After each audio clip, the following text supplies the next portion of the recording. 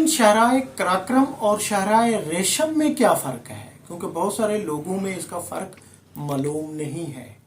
क्योंकि शाहराए कराक्रम और शाहराए रेशम में इतनी फ़र्क है जैसे दौरे कदीम और दौरे जदीद। क्योंकि जो शाहराए रेशम थी वो हज़ारों साल पहले, जब चीन यानी पूरी एक दुनिया से अलग थलग था, तो उस वक्त चीन में ऊँटों के ज़रिए, घोड़ों के ज़रिए या बैलगाड़ियों के ज़रिए जो तिजारत होती थी, ख़ास तौर से चीन यानी वो वाया हिंदुस्तान, उस वक्त यानी हिंदुस्तान ये पाकिस्तान के इलाकों से शाहराए ये जो कराक्रम के रास्ते हैं, उस वक्त कराक्रम नहीं कहा जाता था, इन्हीं रास्तों पे, इन्हीं बर्फीले पहाड़ों से घोड़ों के ज़रिए, ऊँटों के ज़रिए तिजारती काफिले सफ़र करते हुए ये बहरे हिंद तक आते थे। फिर ईरान की जानिब, मिस्र की जानिब, रूम की जानिब, टर्किश की जानिब, ये तमाम रास्ते यहीं से निकलते थे। और दुनिया की सबसे ज़्यादा जो रेशम है वो इसी रास्ते से उसकी तिजारत की जाती थी।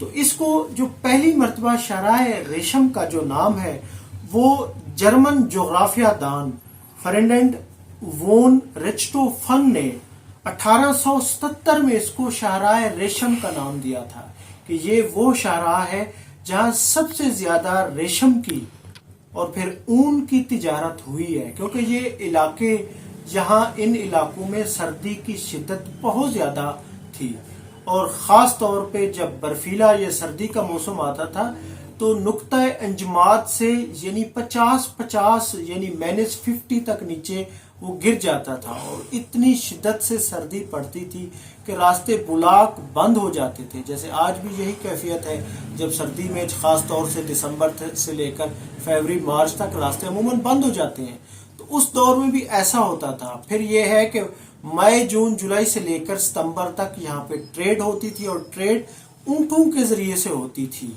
जिसको मगरबी मुफक्किरीन, जोग्राफिया दान ने भी ऊँटों, घोड़ों और दीगर चौपाए यानी जानवरों से। और फिर बरकत अली काकुर ने भी अपनी किताब में यही लिखा है कि हजारों ऊँट और चौपाए मिलकर इन रास्तों से ट्रेड करते थे और इकट्ठे आते थे और उन रास्तों पे अक्सर कई ताजरों की, उनके ऊँटों की, उनके जो चौपाए होते थे उनकी डेथ भी हो जाती थी, उनका सामान भी लूट लिया जाता था।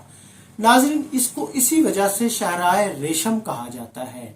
जबकि शाहराए कराक्रम जो है वो तो 1966 में पाक इंडिया की जो 1965 की जंग थी उसके बाद 1966 में पाकिस्तान और चीन के दरमियान बनाई गई थी शाहराए कराक्रम, और जो 1978 तक तकमील को पहुंची थी, जिसको दुनिया का 8वां अजूबा या दुनिया की बुलंद तरीन सड़क भी कहा जाता है। तो इसी तरह जो शाहराए रेशम थी उस वक्त वो भी दुनिया का बुलंद तरीन एक रास्ता था, कच्चा पक्का रास्ता, टटेड़ा मटेड़ा रास्ता, पहाड़ों की यानी चोटियों से गुजरने वाला रास्ता, यानी जहाँ पे एक साल तक ताजर आते थे, जाते थे, रूम की तरफ जाते थे, ईरान की तरफ जाते थे, मिस्र की तरफ जाते थे और इधर बहरे हिंद की तरफ आते थे, यूरोप की तरफ जाते थे। तिजारत इसी रास्ते से ही होती थी। बल्कि 6वीं या फिर 7वीं सदी में जो चीन का मशहूर सियाह था फाहियान भी इसी रास्ते से हिंदुस्तान आया था, जिसने हिंदुस्तान के बारे में अपने यानी कि यादाश्तों में, अपनी किताब में लिखा भी है।